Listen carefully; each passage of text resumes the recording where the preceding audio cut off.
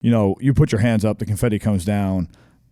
You know what happened. You know the game's over. You know the series is over. You know the buzzer just went off. You know we won it. Everyone's celebrating, running around, going crazy and taking pictures. But, like, it's a blur. And, I mean, Peter can tell you it's a blur no matter who you are. I think the craziest part about it isn't just what happens immediately after the buzzer goes off that night. It's, the next day when you have a day before the parade. Then it's the parade. And then guess what? A week later when you wake up, you're still an NBA champ. Guess what? A month later, you're still an NBA champ. Like, it's the fact that you made history, and it's the run of the journey and the memories that you create that make it all so special because it can't be taken away from you. Good morning. My name is Stephen Borelli, and you are tuned into the Sport of Business podcast. A few years ago, I started my business, Cuts Clothing, from my parents' basement in Washington. Leading a startup has its perks. One of them is connecting with like-minded individuals. On this podcast, you'll hear from some of the people I've gotten close with along the way. Get their takes on trends, business, and current events. And for future founders out there, hopefully you'll take something home that you can apply to your brand. This is the Sport of Business. Let's dive in. Welcome to episode 9 of the Sport of Business podcast with my two friends from the Milwaukee Bucks, Pat Connaughton and Peter Feigin. We have NBA champions in the house today. How you guys doing? We're doing well. Pete, how you doing? A day in LA with Pat Connaughton, it's like the best. It's the best. I love it. It doesn't he won't get be better. that nice to me this whole podcast. Yeah. Don't worry about it. You'll see his true colors. Have ladies stopped him on the street? And We've been a little like covert. We have not been out in public like you think. I mean, maybe with a little acai bowl. Yeah, backyard bowls. Yeah. Acai no bowl. Elefante yet? No. We're going to branch out a little bit tonight, but we're trying to keep them undercover. I love it. Well, thanks for stopping by. And this probably just like to kind of chop it up about the business of sports. We look at, there's so much similarities between business people that have that competitive mindset and athletes. And so we started this podcast to really see the behind the scenes of what you guys do every day. Cause it's so much more than just, playing basketball. It's, sponsorship deals, contracts are a big part of it. And just all the ins and outs of the NBA business side. So when we heard we got to talk to you today, we were stoked to kind of see you got a team president in the house, man. You got a team president. That's far more important than me. We talk about outfitting the world's most ambitious people. Team president on the business side, half decent. No, I'm kidding. We got Pat obviously here. So the players side, I mean, in their respective fields, they're top of the top. So we're just pumped to have them and talk about the sport of business. That is literally the name of the pod and what we're talking about. So when you were playing in the NBA finals, how did you prepare for the games and get in that flow state? The playoffs are 3 months long. That's a long period of time to kind of stay like locked in. What was your mental preparation every day? I think you just try to take it day by day. We have a great staff. Obviously, Peter and John Horst, our GM, they collaborate on making sure that we have a great staff, and that includes not just coaches, but the medical staff, the sports science, the strength and conditioning, the physical therapists, the sports psych, all these different people that kind of come together to help us take it day by day. Like you said, the playoffs are 3 months long. If you think about the entire playoff run at the beginning, you're putting yourself behind the 8 ball, in my opinion. You got to try to focus on the first game of the playoffs. And last year, when we did win the NBA championship, if a lot of people forget, we played the Miami Heat in the first round, and we had lost to them the year before. And so a lot of people were concerned about that first round. So we tried to take that first game by game, and that first game was a buzzer beater by Chris, basically. He hit the final shot to win the game at the end. And I think, that was a hurdle we wanted to get over, and we enjoyed that. We had to focus so much on that Heat series because you couldn't look ahead. And so we ended up sweeping them, and then the Brooklyn Nets, who a lot of people had as NBA favorites, right? NBA Finals favorites. And you guys were down 0-2 there. We're down 0-2, 100%. And so that's one where you can't look ahead of the Nets because they're, Finals favorites. And we put ourselves in an 0-2 hole. And I think for us, it was just day by day and finding ways to make sure that we were putting our best foot forth in each game. And our staff really helped us out with that. And as a team, I thought we came together through a lot of, the face of adversity a lot of the time. I'm sure Peter would have liked us to, take care of it a little bit easier, but He No, on likes the to drive business side, we revenue. like additional games. Yeah. Like additional games is a little bit more revenue. Like, yeah, as long as we know we're going to win, like it's okay to go 7 games. Hey, Which you your knew the dad whole time. stretched it a little bit. Yeah. Yeah. Well, he's a New York guy too, so he liked Game 7 in Brooklyn. He might have been a little nervous. He might not have watched any of the game. I don't want to throw him on the spot, but he was in a suite and then walked out of the suite. But we won, and so after the game was pretty memorable. We were down on the court. Him and his family came down. You know, some of our teammates came back out to see some of the friends and family that were there, and to be in the Barclays Center in Great such environment there. instant Yeah. classic type of game, and then have it go silent at the end because we finally pulled it out in overtime was one of the more memorable experiences of my NBA career so far. And then that was like a juggernaut of a series, obviously, like you're mentioning, just incredible basketball, everything coming down to the last second of Game 7. Yet you finish that's round 2. How do you then mentally be like, okay, we just got by we got by the finals favorites. How do you then reset for Atlanta and not be like, oh, well, we just took down Brooklyn and get too ahead of yourselves? Well, we didn't because we lost Game 1. No, not Game 2 of Atlanta. Right. Yeah, that was Phoenix. But we lost Game 1 of the Atlanta series, unfortunately. So we apparently enjoyed putting ourselves in the hole last year in the playoffs. But, it is a different team, right? It's a different matchup. You got to know your personnel. You got to basically flip the script really quick because Atlanta had finished off the 76ers series before we finished off the Nets series. So they had a little extra rest. And so for us, it was about making sure that we understood that Brooklyn series felt like it was like a 4-week series, but it was 2 weeks, and now we got to focus on the Nets. And they had Trae Young, and they have a whole different host of problems that they bring about. And we tried to take that one game at a time. And I think losing the first game kind of woke us up a little bit. Like, hey, yeah, we just beat the Nets. They may be finals favorites, but that's over. And the Hawks are hungry, and they're a young team, and we had to come out prepared to take their punches. And, I thought we did it well. And that was one of those series where, if you guys recall, Giannis went down, and he was out for the final 2 games. And we were still able to kind of take care of business. And, the way he led and the way he continued to be vocal on the sidelines and, just said, hey, give me a chance to come back, try to win this series. We had I believe at the time it was a 2-2 series when he went down, and we finished off the last 2 just so we could get him another opportunity to play that year. And we knew if we were able to do that, we had a decent chance in the finals. How you hear this saying from a lot of guys like their money's made in the playoffs. How much of the contracts like looming have you seen affect you, or does it affect different guys in different ways? With if they're a contract year and they got a one game and they go 0-4, does that affect? Does their contract come into their minds? I mean, Pat could talk to that, but Pat could also tell you the difference between regular season and playoffs. Like it's night and day. Yeah, for sure. I mean, the regular season, it's a different team every single night. It's good teams, bad teams. It's a Tuesday night in Charlotte. It's a Thursday night in New Orleans, and then it's a Saturday night in Milwaukee. And so you're kind of all over the place. I would say the playoffs, it's 7 games potentially against the same team. So they know your strengths. They know your weaknesses. They know damn near what you eat before the game, right? And so that's a different level. And I think the regular season, you can get into rhythm, you can get out of rhythm sometimes, but you have time to get back into rhythm. The playoffs, you don't have that. But for me, I like the playoffs because it's just about trying to find ways to win. The stats don't really matter. In the regular season, people judge you off statistics and wins and losses, but a lot off statistics. In the playoffs, it's just about how do you find an impact to win and how do you win the game. And so I think if you can clear your mind and focus on that and not worry about the last shot, not worry about the next shot, understand if you're making impacting winning plays, you're going to have an opportunity to be on the floor and you're going to have an opportunity to help your team win. But the intensity in the playoffs, and I think we saw it. I mean, look, I'm biased, but I think you saw it in the bubble. I think you saw different people perform in the bubble than normal, and some people who, get amped for the playoffs not be able to perform as well in an empty gym. But the atmosphere, at the end of the day, the atmosphere is what brings about the mental side of the game, in my opinion, and the atmosphere in the playoffs is unlike anything else. How do you feel about, home court in Milwaukee versus when you go on the road? Do you get, what's the difference in motivation when you're getting booed versus when people are going crazy for you? We got 9-1 at home in stats, probably win 85% of our home games. So I tell you, if for the Milwaukee Bucks, it pays to play at home and get home court advantage. It's a big deal. Yeah, for sure. And you feel it behind you, right? Well, yeah, as players, Peter knows the business. Like, he's got the Deer District up and running. They just got a new arena. My first year was the new year of the new arena. So the difference in attendance in the new arena, the difference in when we win in front of the fans, the difference in the Deer District atmosphere during the playoffs, like, that's got to have a huge effect on the city of Milwaukee.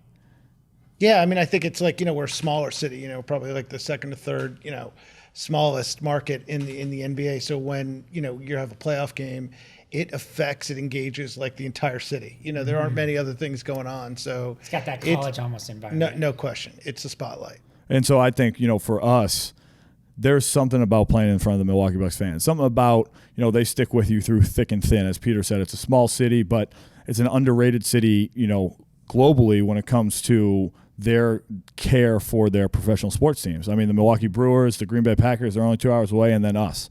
And they show out for all the games. And so for us to play in front of them and to represent the city each and every single game we play in the Fiserv is greatly important. To the same token, it's a challenge to play on the road, right? And so to silence the crowd when they're going on a run and to try to calm yourself down and make sure the atmosphere doesn't speed you up when another team's going on a run in their home arena, each atmosphere brings about different challenges. It's just you're in a hostile environment or you're in an environment that everyone has your back. And I think that by human nature just kind of describes how much easier it is to play at home versus on the road. And you had the most threes in the last finals, right? Yeah, and I had the most threes in the playoffs from the right corner. I saw that stat. Yeah. I think your Pat's bringing it up. He's I juicing think the his contract father coming up. screenshot it to me. So yeah, I think I saw that shot. Yeah. But yeah, no, it's. I mean, So when you were in Phoenix, you just had to tune it out. yeah, and I like it, to be honest with you. Like, look, I love playing at home. I like silence in the crowd. I like playing in those hostile environments. It's fun. It just shows the passion that NBA fans have. And I mean, the NBA is becoming a global game. As Peter can talk about that a little bit more, but the global game and the fans that come about from all different walks of life, different countries, and have, now fandom of teams based off of players, right? Like the NBA is one of those leagues where players drive a lot of the fandom. Like Totally. Giannis, how many fans do we have from Greece that are now Milwaukee Bucks fans? Or Luka with the Dallas Mavericks, or Nikola Jokic with the Denver Nuggets. Like there's so many people now that can be fans because of A, if you're in the United States, where you're from, or B, because of the players that are on the team, especially if you're overseas. And so I think it's incredible what the league has grown to, and I think it's incredible where the league's going to go. On that subject, I think it's relevant to bring up, I saw, there was an FU Draymond chant going on in Boston last night, and Draymond kind of spoke about that. Clay had said a few things, Steve Kerr, about it's definitely not classy, but they were correctly calling it out. Are you okay with that? Is that part of the hostility and challenge that comes with it, or are you like, okay, that crosses a line, calm down? So I'll answer that from the enterprise value. Like, that's a tough situation and probably not acceptable and not appropriate in that, like, we're trying to create a platform for family entertainment. We're trying to create like a welcoming, great place where people can voice their opinions. But once you get to slander, once you get to swearing, once you get to, it kind of crosses the line for, what makes it disruptive for a large majority of the audience. So, I'm all for, kind of boo someone, cheer someone. Is that disruptive? I feel like that also adds to the environment in a way, like especially in Boston, like that's kind of like the Boston. Yeah, Pat and I are both Boston boys. He knows the blue collar nature, but I'm not here endorsing the slander. Off camera, he was like, "Oh, I love it." He's not going to comment on that. Yeah, No, we're going to leave that as no comment. I mean, look, for us as players, like Peter's the one that runs the arena, right? So in Milwaukee, Peter has to have an eye on those things because you are trying to create a family-like environment. Totally. You've got 3 through 15-year-old kids that are there to watch their best players play, and they've never heard it before, right? But like for us, I think you can't really let it affect you. It's a part of the game. It's going to happen or it's not going to happen, right? There are going to be people that love you. There are going to be people that hate you. It's just like, you see it on social media, whether it's done publicly by yelling it out in an arena or whether it's done via typed on social media, people are going to voice their opinions no matter what they are, no matter how vulgar they say them or no matter how politically correct they try to say them. And so the second you let it affect you is the second you're giving in to what they want. And so I think it's one of those things where, sure, it brings media attention to it. It brings attention to it. It brings a conversation. But as a player, you got to try to lock in and zone it out. Or, if you hear it, understand that it's happening and there's nothing you can really do about it. I was surprised Draymond had something to say about it. He's usually like a guy that you feel something like to say about everything. What do you? Nowadays, you shouldn't be surprised. Yeah, I will say nowadays with this podcast, like I think, look, to each their own, right? Like who wants to be in the limelight, who doesn't want to be in the limelight? They're in the big market with Golden State. I think attention, whether it's good or bad, is attention, right? And so pending what you're trying to get on or pending what motives or reasons you have for doing certain things. I think Draymond handles it the way Draymond handles it. And I mean, Draymond's Draymond. He's a tremendous player, and he plays with passion every single night. And so I think for that reason, he's probably earned the right to handle it the way he wants to. Is there a way you would handle it if it happened in your guys' arena? Like, would you send a newsletter out? Like, if no. So just think of this is the entertainment business. So there's environmental control. There's don't think that there aren't 7 or 8 people talking about it, like for the game entertainment and kind of what we're trying to do. And when things get aggressive, I mean, it's the greatest example is listen, if there's a fight in the stands, you don't want to center on the fight. You're not going to your live cam. To go. You're actually kind of minimizing it. So it's the same type of thing. It's like, how do you keep that high intensity? How do you keep the fandom? And how do you control it? I mean, it really is, a 3-hour production, inside the arena as well as outside the arena, on media. Yeah. Well, awesome. Kind of on that subject, I know we kind of cut you guys off about it. You were going through the finals run. How much does the media coverage amp up once it's just you guys and the Suns? And is that like a whole nother level of cameras in your face all the time, or is it just another big playoff series?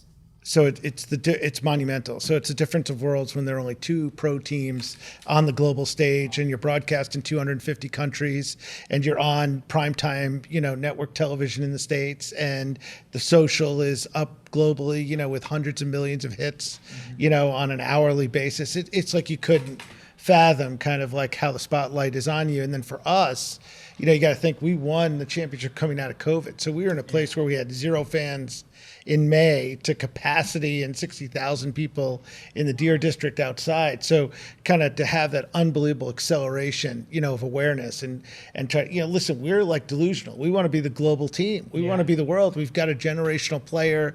We've got this unbelievable platform. We're championship caliber. So to have that and to have success at that level is kind of what you wish for. That's what you play for. Yeah, 100%. And I think to play alongside a generational player is what you kind of dream of as a player as well, right? But when you go from, it's exactly what Peter said, when you go from 4 teams playing in the conference finals to only 2 teams playing in the finals, you'd be shocked at the difference. You'd be shocked at the change. When it's conference finals and those first 3 rounds of the playoffs are very similar. Granted, you understand there's a little more attention, there's a little more media when they're asking you questions after a game, but when you go from conference finals to finals, now you have practices where you have to do it in front of the media. You have to practice in the arena for a certain amount of time because it's got to be in front of the media.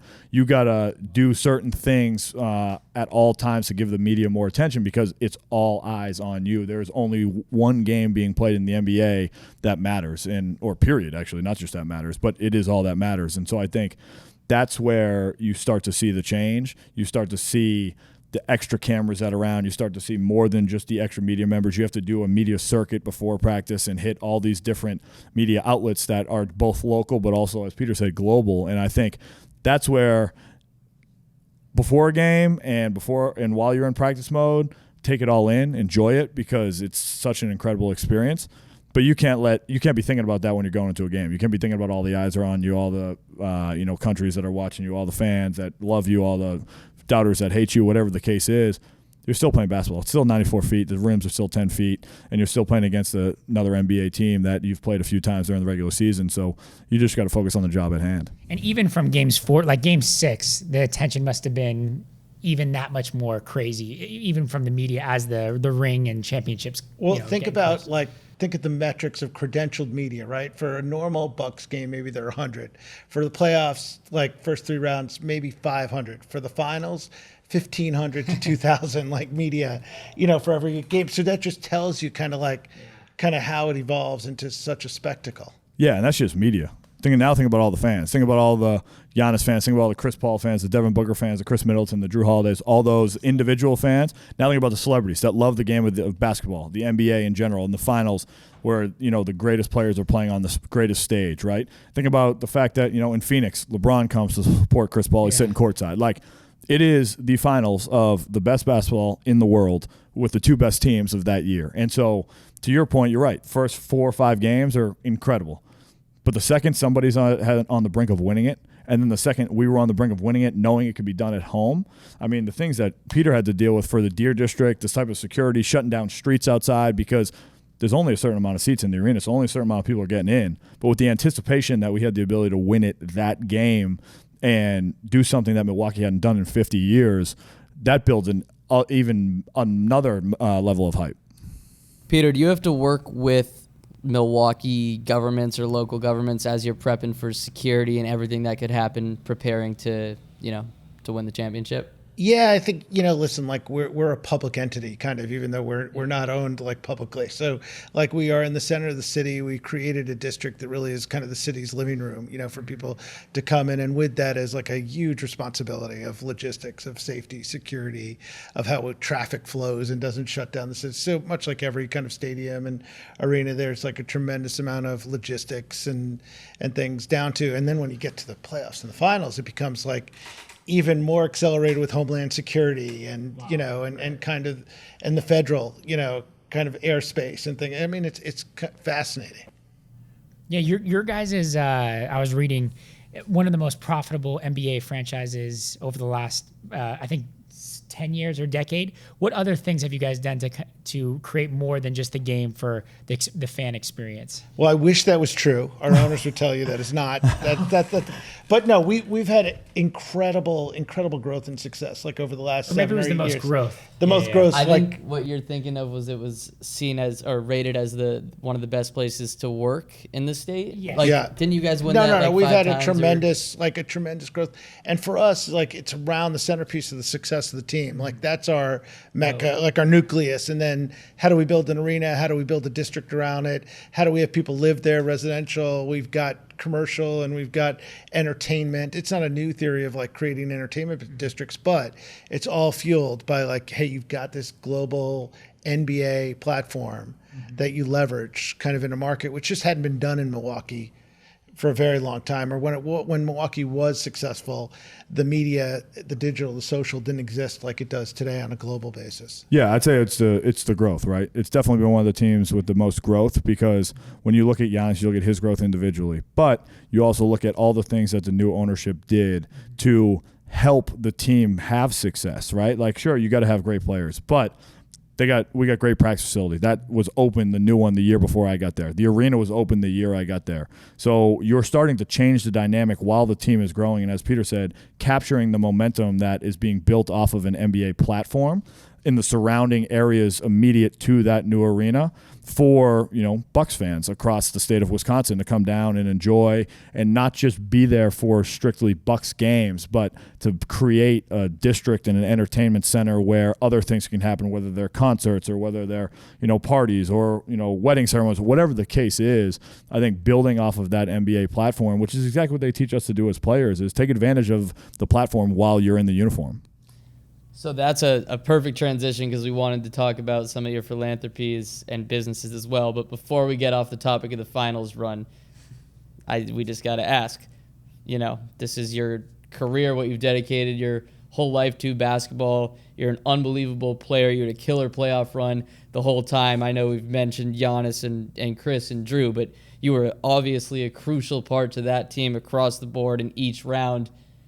What was your first thought when the buzzer sounded and you were champs? To be honest, it's funny. I've said this once or twice. You put your hands up, the confetti comes down. You know what happened. The game's over. The series is over. The buzzer just went off. We won it. Everyone's celebrating, running around, going crazy and taking pictures. But, it's a blur. And, I mean, Peter can tell you it's a blur no matter who you are. I think the craziest part about it isn't just what happens immediately after the buzzer goes off that night. It's, the next day when you have a day before the parade. Then it's the parade. And then guess what? A week later when you wake up, you're still an NBA champ. Guess what? A month later, you're still an NBA champ. It's the fact that you made history, and it's the run of the journey and the memories that you create that make it all so special because it can't be taken away from you. I mean, you win a game in the playoffs, you might lose the next game. You forgot about the win the second you lose that, right? Winning an NBA championship, it doesn't matter what happened throughout the entire course of that run. You've now done something that for the rest of eternity, 2021 NBA champs will be the Milwaukee Bucks, and you'll be a part of that team. And I was fortunate to be an integral part of that run to get us to be champions. Yeah, only 32 champions, right? Oh, much less. Much less. Yeah, no. They're not 32 champions. I wish I knew the 32 years of an NBA champion. Oh, total rings given out. That could be it. I mean, they're 75 years of the NBA, but the number of teams that have won NBA championships is far and few between. But I just add, like, it is, and we live it every day at different positions, but everybody has their families with them. You know, you go through this journey like with your family, you know, it's so fragile. You know, sometimes you're an injury away from getting there. I had a prior career at Madison Square Garden where I had gone to the finals kind of the first year I was there. And you just say to yourself, this is great. Like, and boy, it is so fragile to get there, so special to be able to win. I mean, listen, we let all of our guys, like including the front office, like take the trophy to their hometown. I mean, Pat took the trophy to Arlington and kind of hung out, which is, I think, the coolest thing the NHL has ever done, you know, to get it. So you think about like kind of those moments that are, you know, special. How was that when you got to bring it home? And it was awesome. I mean, like, look, it's something you dream of as a kid, right? To play in the NBA. Dream of winning it in the NBA. Like, you dream of so many different things, but for it to actually happen and then to be able to share that moment, like Pete said, you share it with family, but along the journey, you're pretty much locked in, right? Like, you got some inner circle people that are around, that are taking your mind off it, that are helping you through it, whatever. But when you win it, to be able to share that moment with your friends and your family and those people that have supported you your whole time, and, you know, bringing it back to places where, you know, we won the state championship in 2011, 10 years prior to we winning the NBA championship. And then I brought that championship trophy back to my high school, where the court's named after me, and where those kids cool. At St. John's Prep, who are in the athletic department or just kids that go to that school, can see, hey, when I was in high school, there wouldn't be one person on this planet besides maybe my parents that would have said, oh, yeah, he's got a chance to play in the NBA.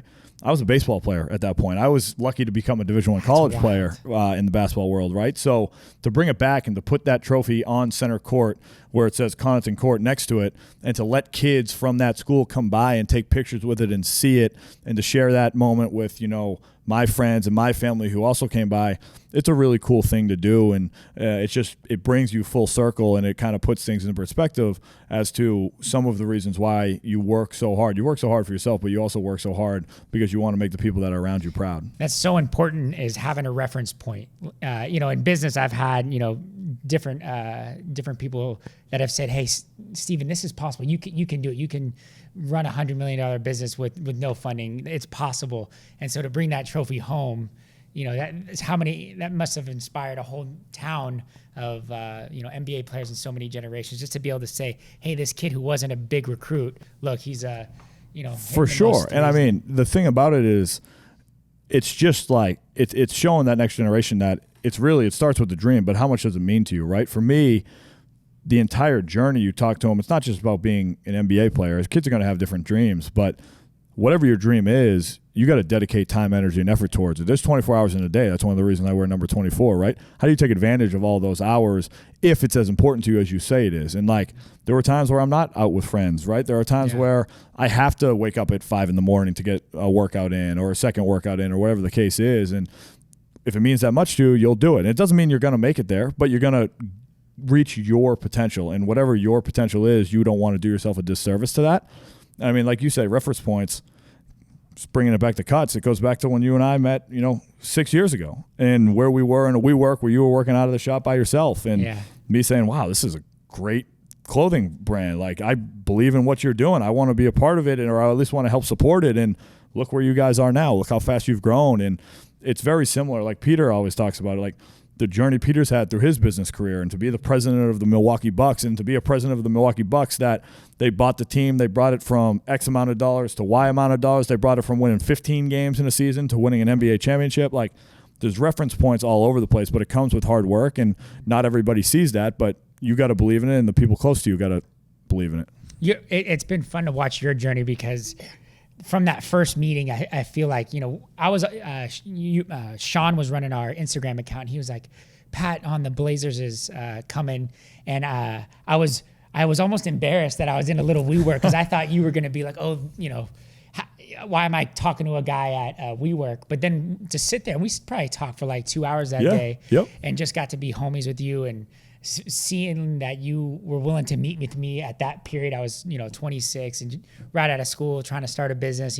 We didn't really know what we're doing. That was one of those special moments. And now whenever we're watching you, like, you're one of our guys. Yeah. We love it. No, it's a cool story. It's a cool story what you guys done. It's a cool story what I've been able to do. It's a cool story what we've been able to do in Milwaukee. And you can't take those things for granted, right? And to your point, it's great to have those reference points to look back on as you're going throughout your journey, because there's still a lot more you want to accomplish. There's a lot more I want to accomplish. There's a lot more Peter wants to accomplish. There's a lot more Jordan wants to accomplish, aside from, taking down a photographic wall. And, we want to make sure that we're continuing to push ourselves to accomplish those things, but taking the time to admire and be proud of what has been done to date. So that's really awesome what you're talking about there, what you're trying to inspire when you went back in the Connaughton courts and kind of, showing kids what it takes to dedicate the time, energy, effort, etc. And I know that's a key part of your foundation. So how do you try to actually go through and instill those things, whether it's, actually putting in the courts, whether it's, the camps, what do you do, or what do you guys do that directly puts those values in place or ingrains that mentality into the kids? Yeah. So, to start, one of the smartest things I ever learned was I'm never the smartest guy in the room, right? So I'm going to give my guy Petey a little bit of props. He helps me from a business sense often. What? You don't think it's No, true? I think that's a good awareness on your part. Yeah, thank you. Appreciate it. I mean, that and why you don't have friends are the two takeaways so far. Hey, Yeah. we've met one of his friends. Yeah. Yeah, I got a friend. He hires friends. He hires a lot of friends. I don't know. Paid friend. Yeah, he doesn't really. He has these beards as friends, which is fine. This is your portion. No, so I would say this, Jordan. For me, the two things that I do outside of basketball, I would try to make sure they're organic to me. So I have a foundation and I have a real estate company. Real estate I grew up around. My dad was a general contractor. I got to know it. I worked on job sites growing up, hauling lumber, sheetrock up and down stairs, cleaning up job sites, cleaning the dumpster, things that I had no desire to be doing, but taught me hard work, taught me a lot. And I got to see a project go from what it was at the start to what it was at the end, and when people wanted to live in it and be a part of it. For my foundation, it's the same thing. The sport has done a lot for me. And so whether it was on the court or off the court, sport taught me a lot of intangible and translatable life skills, hard work, teamwork, leadership, accountability, discipline, all those sorts of things. So what I try to do off the court, why I have this platform of the NBA, is continue to grow things that I'm passionate about in those two realms. I always use it through the vehicle of real estate, or I always do something through the vehicle of sport. Those are organic to me. And so for my foundation, we try to build and find ways to refurbish places where these kids can play, to give them a home. I was fortunate. I grew up at a place, Fidelity House in Arlington, Massachusetts, where it was a small little court that didn't have AC, didn't have heat, but it was a place where I could go, and it opened the gym. It opened the doors for me, whether it was at 10 o'clock at night or was it at 6 in the morning. And that's where I learned the game of basketball. And a lot of people there helped teach me the game of basketball. So not every kid, every youth athlete has a place to play. So we want to have those places and help be a part of creating those places so that these kids can use the vehicle of sport, sure, to play basketball and get better at basketball, but also to learn those things like accountability, discipline, teamwork, I think that's leadership. so important. Yeah, I mean, it stays with you forever. It's building habits, right? And so we do it through Connaughton courts, and we do it through camps and clinics. And those are the two major things that we do so that kids get to have interaction with myself, and then we're able to build places for these kids to work out of. And then in the real estate realm, at Three Leaf, everyone thinks Notre Dame because 3 leaves and Irish and all that. But really what it is taking athletes, putting them together with business through the vehicle of real estate. Those are the 3 leaves. And again, the whole idea of vehicle is organic to me. Real estate has been something that I've wanted to continue to grow in. I wasn't a guaranteed draft pick. I wasn't a guaranteed NBA player for that matter, right? I didn't know how long my career was going to last. So I tried to meet a lot of those people that are much smarter than me. And, while usually I give Petey props, he seems to be ripping on me. So Petey's not one of those people that I try to meet. But, we have a great platform. And the interesting part about sport as a player is you have a finite amount of time where you have the ability to make money in sports as a player. So what are you doing with the money that you make, or what are you building that can last a longer amount of time after sports? And for me, that's where real estate has really become, my centerpiece away from basketball, trying to build a career in that, build a company. We're up to, 10 employees now at Three Leaf. We're up to about 45, 50 investors, and trying to take, pro athletes who have a desire to be in real estate and educate them on what we're doing. a lot of them end up investing, but really the educational component's huge because it's not rocket science. And then coupling it with, businessmen and women who have been like mentors to me or who love what I'm doing at Three Leaf, and kind of bringing them together through that vehicle of real estate to help do not just great projects, but to help these guys meet people in different spaces so that when they want to move on from basketball and they want to move on to something they're passionate about, they have a network within Three Leaf where they can have some mentors that can help them kind of through that process. It's been crazy to see this generation's athlete is so much more business savvy than, previous generations. And, it's not uncommon to see, guys do really well after their careers. So it's just a testament to just having great self-awareness and understanding, okay, all the opportunities that you guys but have. I would also say a lot of it too is, I think it's not just the modern athlete. You're right. I think the modern athlete has grown from, spending money on cars and jewelry. Not that they don't do that, but understanding, hey, I need to find ways to create an income for myself afterwards. So maybe I spend a little bit less.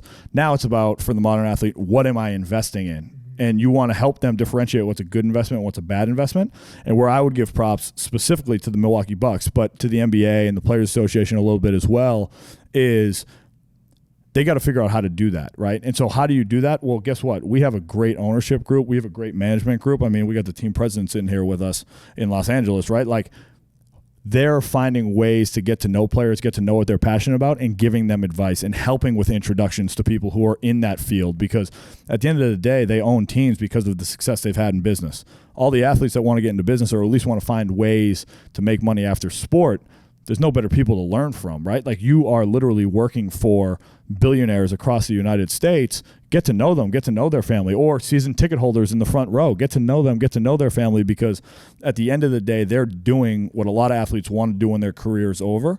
And it's simply about asking for help and asking for advice. And our ownership group and our management group has done a tremendous job in taking, I would say, like, interest in what guys on the team are doing. Is there a program when guys come into the league that you kind of walk them through to kind of get their feet wet in business opportunities? Yeah, so it's twofold. I mean, one, I think the league's done an unbelievable job in financial literacy and program and resources, worked with the Players Association, which is kind of like the NBA is so progressive in kind of thinking about how to resource players and work with the Players Association versus versus working against what that is. And I think is, what differentiates us and is like a real focus on the individuals and what they're looking for and how we can assist them and how we can basically, not only teach them about the business of basketball, which is important, like literally down to like what their check gets broken down to their own personal finance, how our business works, and then how other businesses work, and to have this kind of, I'd say trust and security where they use us and the owners as a resource, which like we love. And it's really smart business, right? Like we want our players and our organization and our employees to like love, and working, with us and for us for a long time. So like, why not keep it, even deeper? So it's a big deal. And I would say on that, I think the culture that Milwaukee breeds for that, the culture that our owners and our management breed for that is, I still think, unique. I still think it's on the forefront of other NBA teams and other professional sports teams in general. But I think it's not just on them, right? It's on the players too, to take that first step, to reach out for help, to show interest in certain aspects of it, right? Like, there are certain things as players we have to do every single year. We have 12 appearances that we have to do for the team and for the league. Well, talk about what you're interested in, and then some of those appearances you may be put into things that are in those categories, right? And then that just builds in the people that you're meeting in that category. Or take a step further and go to a Peter Feigin or to a Mark Lazary or Wes Edens or a John Horst or whoever and ask for help, right? Ask, what is it that you guys have done to be successful? Here's some of the things I'm interested in. Do you have any advice? And I think that's where players, in my opinion, in the pro sports world in general, not just in the NBA, have to start taking a few more steps forward, is learning what other, A, management and ownership does, but B, what other players are doing as well. Because everyone is so competitive in the pro sports world. You had to be competitive to get there, right? Like, competition is on the field or on the court. Where I think players make mistakes is sometimes they bring that competition into the business world off the court, whereas you can do a lot more together in business. You can do a lot more collaborating in business. There's only 450 guys in the NBA. Like, for me, I want as many of those 450 guys who are interested in real estate to know Pat Connaughton is the real estate guy that we need to go to. Whether they get involved in 3 Leaf or not is irrelevant. I want to help teach them what real estate is, because together we can accomplish more. And I think in the pro sports world, it doesn't just have to be Milwaukee Bucks teammates and then no one on the Miami Heat want to be a part of it. No, do some stuff together, and then you take it a step further. It's not just the NBA and then NFL players do something different. You start to do some things together. You start to collaborate. I mean, you guys have seen it from a standpoint of you see different guys across different sports realms wear the Cuts brand because of their want to support you guys. Things start to blow up. And so I think just the collaboration level needs to get turned up a little bit from the player side. So we have actually had a few conversations about that with NFL players. So Brandon Marshall and Des Bryant are both working on organizations that help players find a source of income after their career. They also reference the point that the average NFL career is only like 3.2 years or something like that. So, you're used to looking at the stars and, oh, Brady's been playing 20 years, but there's a reason he's the minority. And I think setting up kind of careers afterwards and learning about their interest off the court is so important. I just want to applaud you for doing that, because I think it's really important. You're clearly, taking the lead there, taking the lead as well with, your foundation, what you're doing there. Things like I saw you wore the End Gun Violence shirt, which I applaud that as well. Really important. And it's just awesome to see that you're one of those guys who uses your platform in every area you're passionate about it, and just kind of applies that. So I just want to applaud you for that. Appreciate it. I mean, part of the reason I'm on this, podcast is because of all the access these guys have to help me continue to put forth that great work that I'm trying to do, because I'm trying to follow in their footsteps, Petey, I understand that. You run a $100 million company. I'm the only one at this table that doesn't. They run a $100 million company. You run a $100 million company. I'm the only one in here that's, picking up your guys' bootstraps. You've got 2 jobs, though.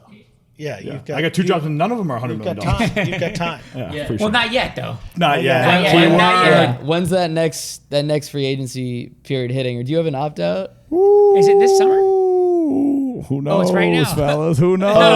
Look at we got a little nervous. He started to sweat a little bit over here. We adore Pat Connaughton. He has to say that. So you think we can get him for a $100 million 5-year deal? Oh, I think there's lots of optionality in how you can acquire players. Is that the question? Would it be politically correct?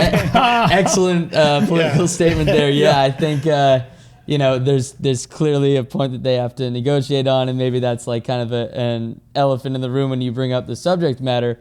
But just so you know, Cuts is endorsing Pat to get at least $100 million. At least 100. And yeah, we put that all behind him. Duly noted. I know that'll be the first thing you think of when you guys start. Yeah, I'm sure he'll bring it right to the ownership group. It'll be brought up. Yeah. Peter, what you said your first year was with the Knicks, and was that 99? Yeah. And then now in 2022, how much? And obviously the value of franchises have gone from in the hundreds of millions to several billion.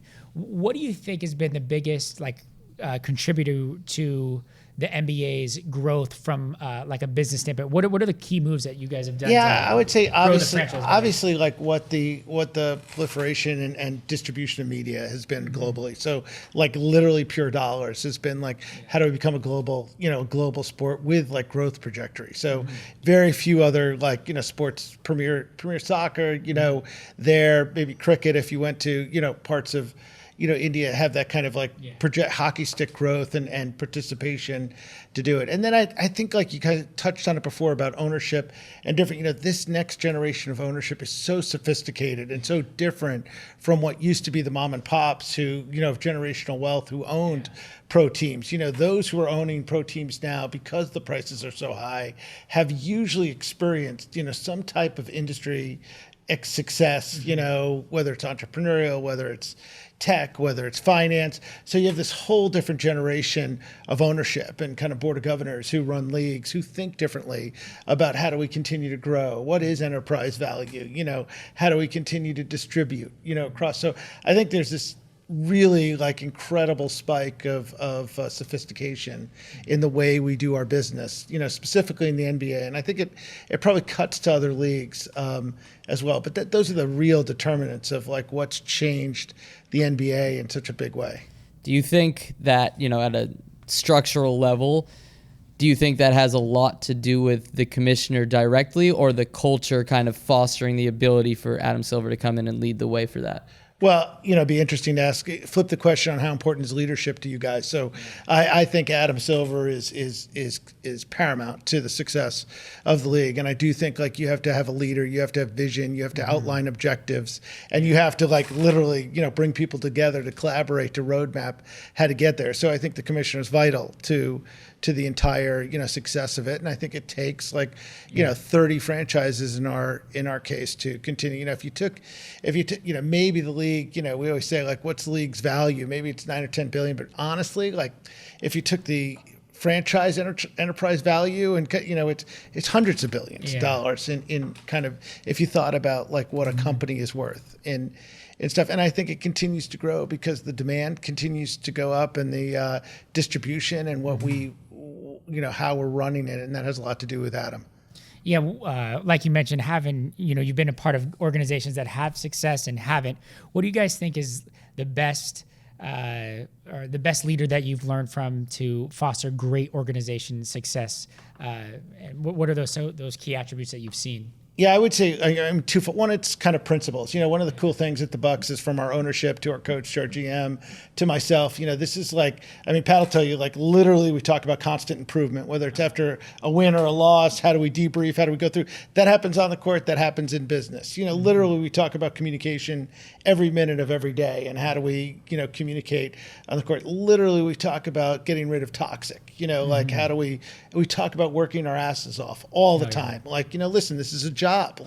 It's expectations. Bud doesn't joke around about that we play defense, and that we play offense. We say the same thing on the business side. By the way, we're going to appreciate the hell out of you. You're going to get compensated, but by the way, you're going to work hard, and we're going to have fun doing it. So I think the core principles have to be set. You have to have goals and objectives. We're pretty simple. We want to win an NBA championship on the court, and we want to be the best franchise and company in sports entertainment in the world. A little lofty, but why not go for it in a really big way? And then you talk about leadership. Listen, there are great qualities of leaders who combine empathy and directiveness and passion and all that. And we're lucky. We've got our owners who are the greatest board of directors in the world, who've all been really successful and all very different. And I think John, Bud, and I are all very different, but we're all very directed towards success. We know kind of what it looks like. We want to get there, and how do we motivate folks to do it? We have this saying internally when we hire someone is what's their gas rating, and gas stands for we say give a shit rating, because at the end of the day in our business it's not rocket science, but how much do they really care? And and so that's the first thing we judge when they come in, because the skill set we can teach, but if they don't have that attitude of, hey, let's come here to win, because we always say we're stacked against the big companies that have raised hundreds or $200 million, and we have to get scrappy. And so if they don't give a shit, then we're not going to have success. I love that. We have a guiding principles up on the wall, and just knowing what we're here for every day and how we go about our business is what we think has led to a lot of our success. Yeah, and I would say, for me personally, I'm young, I'm 25, I'm very new into this world, but a big reason I made the switch from sports agency to the brand side was that passion that you see in Steven. You come in every single day and it's how do we make cuts, the best possible product, how do we blow up? One of our taglines is household $1 billion brand, which is where we want to get, and we're well on our way. Give us 5 years, we'll be there.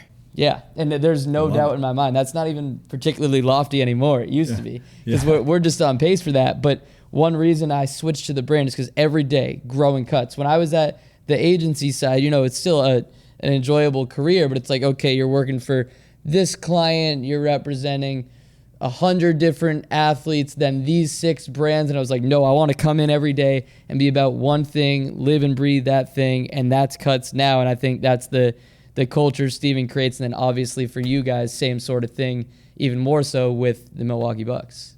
Yeah. I mean, to reiterate, it's what sports teach you, in my opinion. You know what I mean? It's what I try to do with the foundation for that next generation of youth athlete, is because, while we all are different in this around this rectangular table, we all cut from the same cloth in that way. This competitive nature, there's accountability, there's discipline, there's pride in what you do, there's hustle, there's hard work, there's work ethic, there's all those different things that sport teach you, because if you don't do them, you're not going to have success in sport, right? Like if you don't take the time to work on your game outside of the given time that you have to practice, well, you're not going to get better, right? Or you're not going to get better as fast. And then, well, all the different aspects of your game, if you're not going to take accountability for working on those, if you're not going to think about the holistic view of your entire day and understand, hey, if I don't sleep right, if I don't eat right, if I don't get things done so I can put more time into my, craft, like all those different things that come into it to create or foster success if you take on the challenge,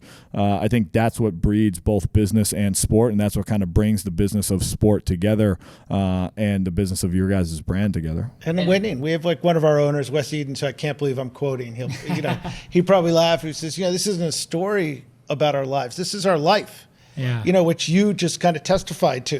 This is like when you own it, and it really is like a big part of your being, like it changes the world, and physically, sports entertainment it's a human element. Mm-hmm. So boy, you better be applied, you better be engaged, you better have passion to do it. So it's such a fun product to we don't have to bring it to life. It's alive, life. Right? I'm going to steal that. It is life. Yeah. This is life. This is life. I like man. it. Yeah. Talking about kind of building a team together, and then how you gel with new teammates. The NBA's unlike any sport where the rosters can change, not as much in the Bucks over the last few years, but how do you guys gel so many different personalities where one guy comes from Boston, another guy comes from Europe, another guy comes from all over the U.S. How do you guys gel that many different personalities? So I give Bud a ton of credit. So like on the court. So, and again, like Bud would probably turn over if he heard me complimenting him on something, but he's really taught me like an unbelievable lesson, which is, it happens more in business, but Bud and Pat can really tell you about this. Giannis is treated like Pat is treated, who's treated like Grayson, who's treated like Bob. Like it's a team, and their expectations. And, there aren't people that are late, too. There aren't people who mail it in to get it. And I think as an organization, like our responsibility is to really vet out toxic, like we always talk about additive, right? Like, hey, if we're going to bring somebody in, like we want it to be additive, much like on a player, like, hey, we're soft at the 2 position. We're soft at the 3 position. Like, hey, how do we, my position, bro. Well, both of them are. So I want to add, So I wanted to get like, how do we become additive to everything we do? And, to Bud's credit, he kind of sets that tone, and you could probably talk to it about like what the culture on the team is like, because when you have that as kind of like your pulse, it makes it a lot easier. Yeah, I mean, it goes to leadership, right? Like it's exactly what you said from the beginning. It's leadership, and it works its way down, right? Our owners are our leaders, right? But our day-to-day leader is Coach Bud. And so the things that he does and the way that he sets expectations, but also the way that he treats people, right? It's not – he treats everybody the same. If you mess up, you're going to hear about it, no matter if it's me, no matter if it's Giannis, no matter if it's the 15th guy on the bench, right? And so I think leadership is truly important. And then I think it's just about leadership then within the locker room, right? So Coach Bud's our leader, but then you got Giannis, you got Chris, you got Drew, you got leaders within the locker room where at the end of the day, their number one goal is to win. You got leaders in other locker rooms across pro sports where their number one goal is to get their stats. Yeah. If your number one goal is to win. And you can tell. 100%. Totally if your number one goal is to win, then whether you play well or you don't play well, if the team wins, you're happy after the game. And that leadership within the locker room is hugely important because of your point, Steven. It's like you got guys that come from all different walks of life. Mm-hmm. You got guys that came from all different areas in which they're not going to always see eye to eye. Their backgrounds have raised them differently, or their experiences have raised them differently, or just in general they have a strong opinion or a weak opinion, or guys are just different, right? And they're at different ages. You got guys who have a wife and kids. You got guys who are coming into the league and they're 18 years old. So you just have such a variety and diversity within each locker room. How do you bring that together and make sure that there is one goal? And the goal in the Milwaukee Bucks locker room is to win. It's to win every single game that we can win, and it's to try to win a championship every single year, right? And so if that's the expectation, it's a lot easier when you have leaders who live that expectation on a daily basis. And I think that's where it all starts. And I don't think it's rocket science, but I do think it's very difficult to do because it's easier said than done. 100%. Way easier. And we're very lucky. Like that's the Giannis effect in a big way. Whether he that we've got like our generational star player is the hardest working, focused, sets wants the to tone. improve every day, wants to do it. He gels into the rest of the team. But the power of your superstar to kind of lead by example is incredible. And you see how it goes awry, like on other teams, Yeah, you know, for very sure. quickly. And I think like the best story I have about that is like my first year in Milwaukee, I came in when Portland Trailblazers didn't extend me a qualifying offer. AKA they didn't believe in me anymore, right? Yeah. So like I come into a team and it's part of my DNA anyway, but regardless, I'm going to be in the gym extra. So I'm going to be in the morning when we're supposed to lift. I'm going to be in the morning when we're going to play 5-on-5. But guess what? I'm going to be back in the afternoon. I'm going to be back at night. I'm going to get extra shots up. I'm going to get an extra conditioning in or extra weight room or whatever. The second day I was in Milwaukee of the first week I was there, I come back at night to shoot, and who's tying up his shoes but Giannis? And I look at him and like, what the hell are you doing in here? He looks at me like, what the hell are you doing in here? I'm like, well, I'm the guy that's trying to make it. You're the guy that's about to be the MVP. And he was like, I always come back at night. Like, I got to get better. I got to be a better shooter. I got to be a better this, like, whatever. I got to get stronger. And like, I said, well, I always come back because I want to have a job. And so we kind of, I mean, that's where we kind of hit it off right away just because of that, like, I would say similarity where he was like, well, if you're going to come back every night, I'm going to come back every night. And so that's just the culture that is bred in Milwaukee. And to Peter's point, it starts from the top, obviously on the managerial side with owners, management, coach, et cetera, but also at the player side with a Giannis, with a Chris, with a Drew, where the work ethic is there, the desire to win is there, and at the end of the day, those two things combined together, you can figure everything else out if everyone's on the same page and everyone's making sacrifices to try to make sure those two things come true on a daily basis. And I mean, for you guys, the proof's in the pudding. You won a championship. There you go. And, you know, you've probably got a few more on the way, or don't want to jinx it, but hopefully I think you got as good of a shot as anybody. So, you know, that's it right there. It's not like you see. Well, Jordan, if they, re-sign me. Sorry. Just saying that, yeah. 10 if they re-sign Pat, nothing if they don't. Yeah, appreciate If that. Middleton doesn't go down, I think you guys, I said it in the off. I said, I think the Bucks. Well, that's to Peter's point earlier. So what people don't understand is so many things have to go right to win a championship. Yeah. That's why it's so fragile. We took Boston to 7 games without Chris. Well, we're not going to take a moral victory because that's part of the game. Yeah. Everyone has injuries every single year. And so that's where it being fragile to win a championship, that's why it's so hard, is because there are things out of your control. There are injuries. There's the bubble that pops up. There are so many different things that are out of your control. But if we as a Milwaukee Bucks team can be in a position to be championship contenders year in and year out, over time you'll start to get 2 and 3 and 4, and you'll put yourself in a position to break through that wall more often than not. And so I think that's where we strive to be. Like, we didn't win a championship this year. Is that a failed year? Yes, to some degree, but also no, because we were championship contenders and we're going to learn from it. And there were some things out of our control that happened, right? And so how do we use that as motivation this summer to put ourselves on the doorstep again to be knocking next year and again and again and et cetera? And I think that's where the ownership and the leadership and the management of the Milwaukee Bucks have done a great job. Is they're not necessarily, they want to win a championship every year. They're not necessarily going to judge us on winning a championship. They're going to judge us on if we were in the conversation or if we had the potential to win a championship. I think we might judge on winning a championship just to.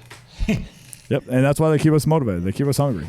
How to being a successful franchise, the Bucks don't have a ton of roster turnover. See some teams like the Lakers, one year they only have 2 guys coming back. How has that led to your guys' success of just having, adding 1 or 2 pieces? Well, here? it's probably for the most unappreciated person in the NBA is John Horst, our GM. I mean, you say that, but yet we flip 8 or 9 spots, like from a championship team to continue to be a championship caliber team to get done. So it's really kind of the genius of roster management, like through a season, especially when you've got max players, is like a real challenge. Like, how do you balance vet minimums with mid-level exceptions, with the ability of like veterans and younger players? So, to John, another max.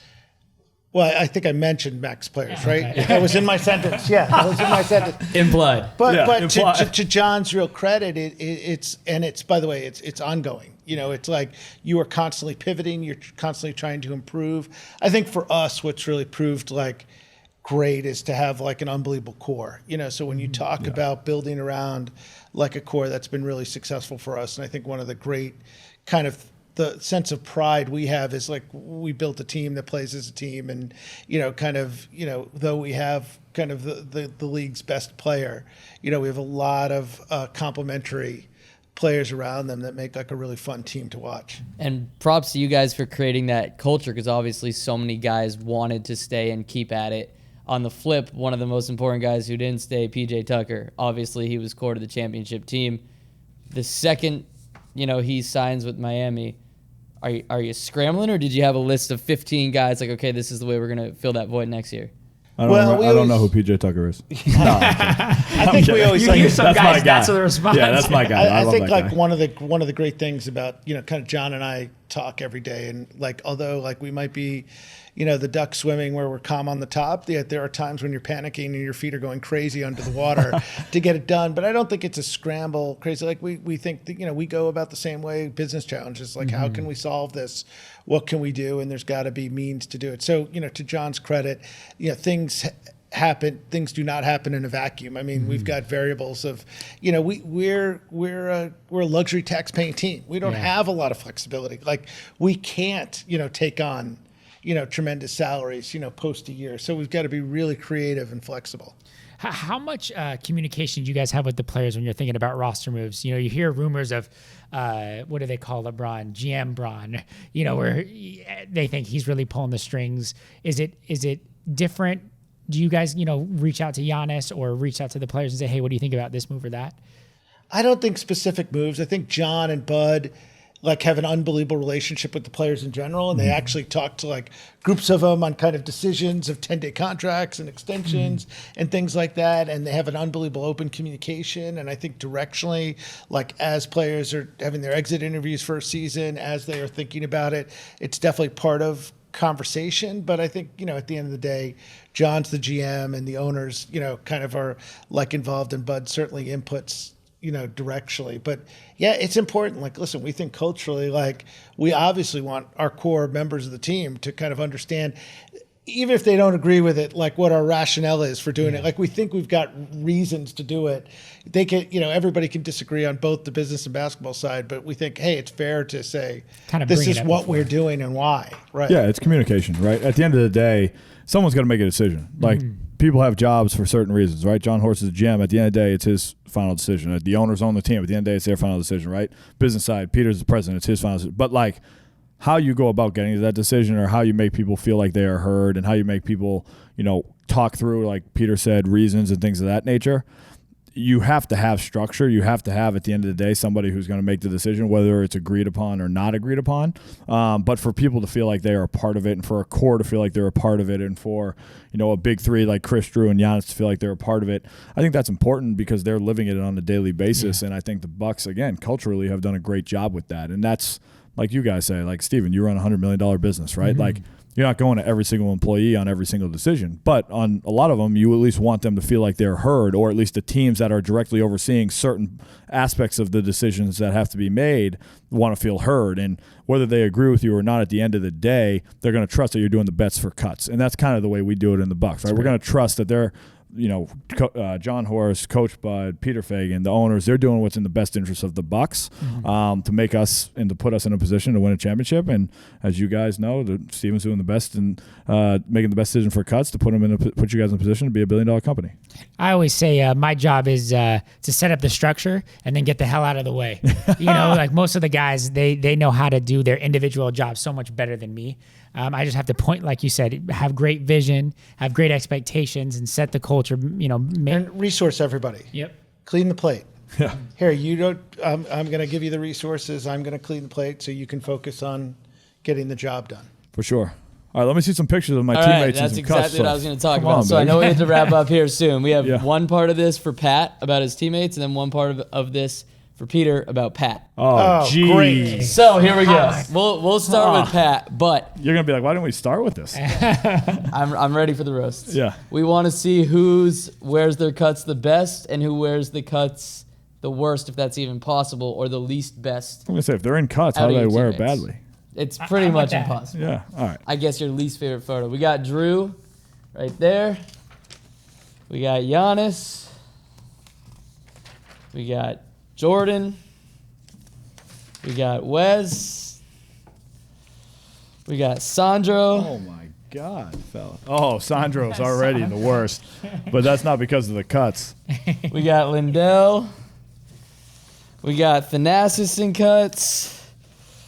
We got Chris in cuts. Now, of these guys, Pat obviously has been in cuts, but that's a separate segment. There's not a single athlete that has more photos of in cuts than you. Yeah, I mean, look, WeWork, baby. I've been here for the last 6 years, baby. Come on. But I will say, I'm just gonna make one comment.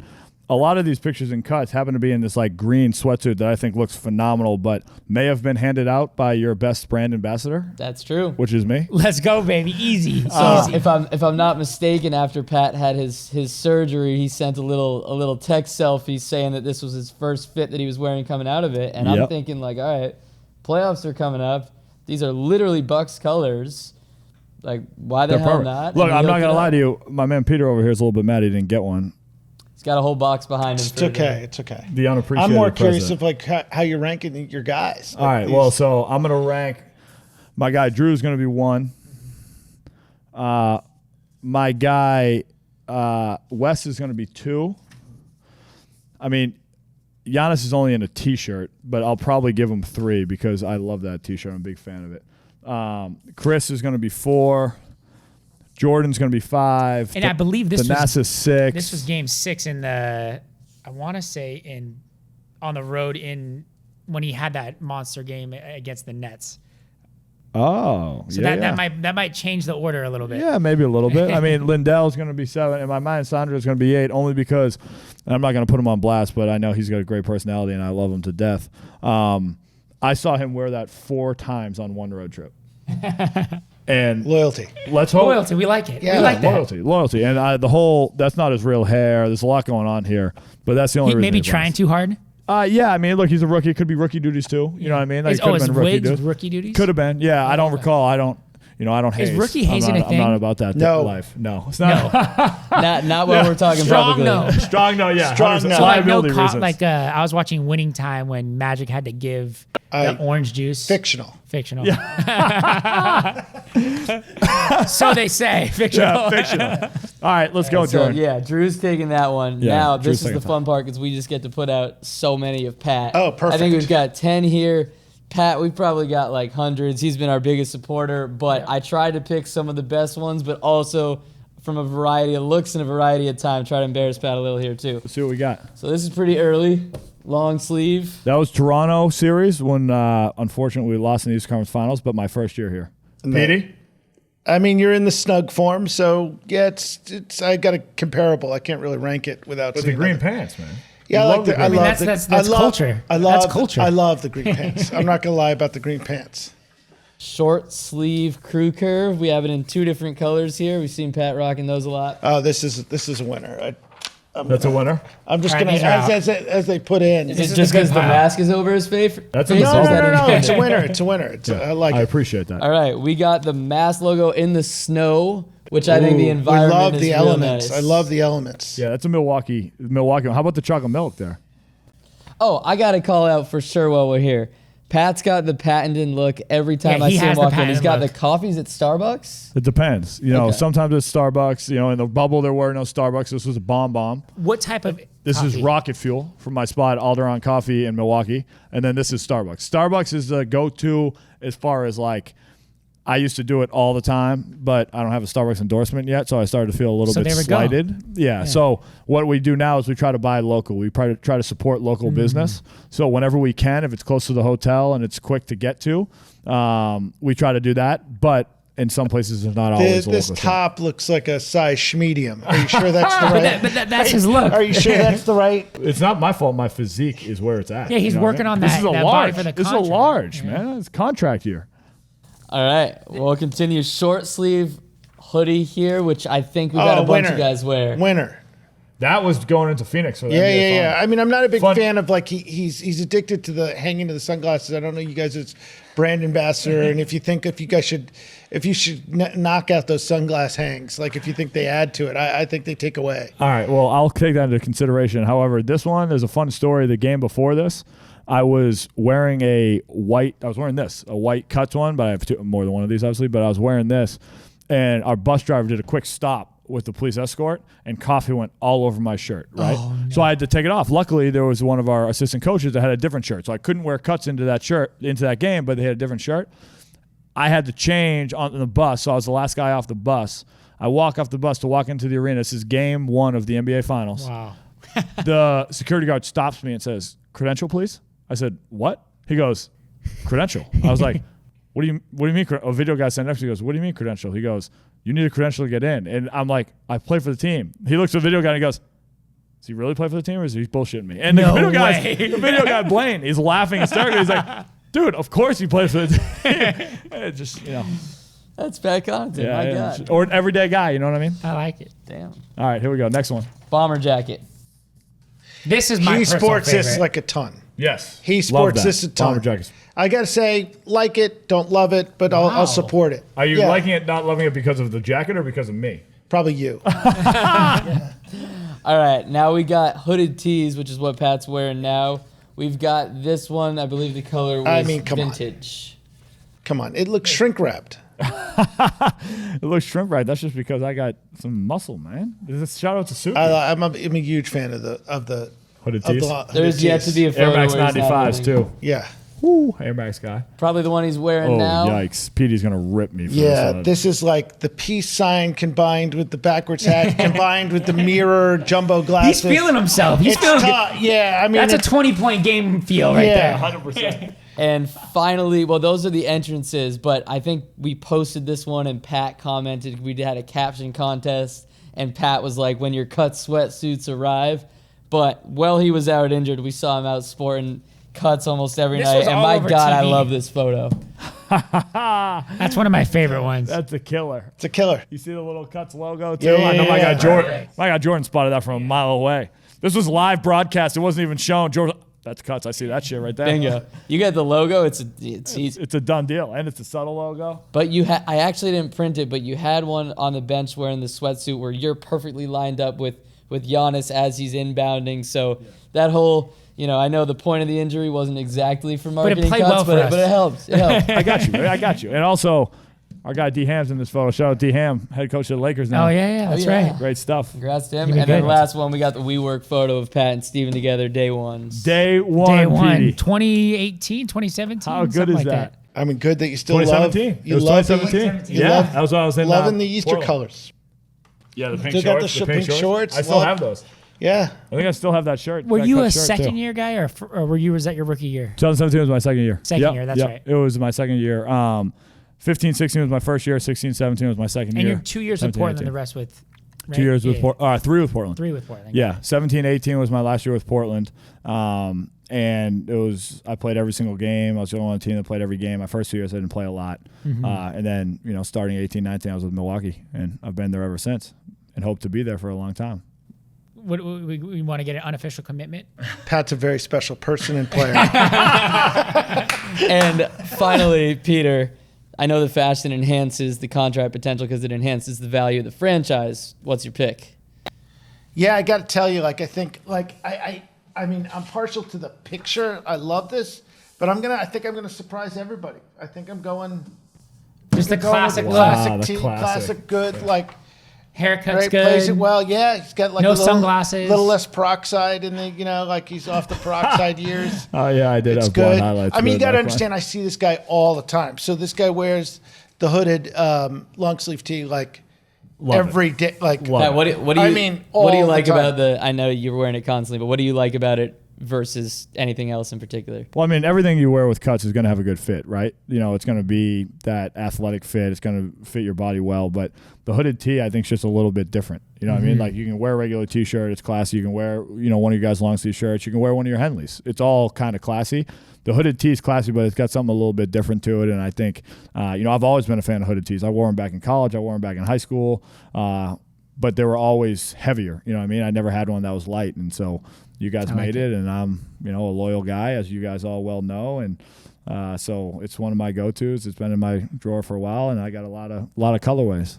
I love That's it. our guy right there. It's our guy, baby. Well, we appreciate you guys stopping by and wishing you a ton of success and luck, and hopefully, keep the squad together and get another ring. Let's go. Right. I We'll love where it's we'll at. keep it pretty black and white. Just a reminder here: Pat's contract, $100 million plus, guaranteed another championship. That's what Cuts endorses. Let's make it happen.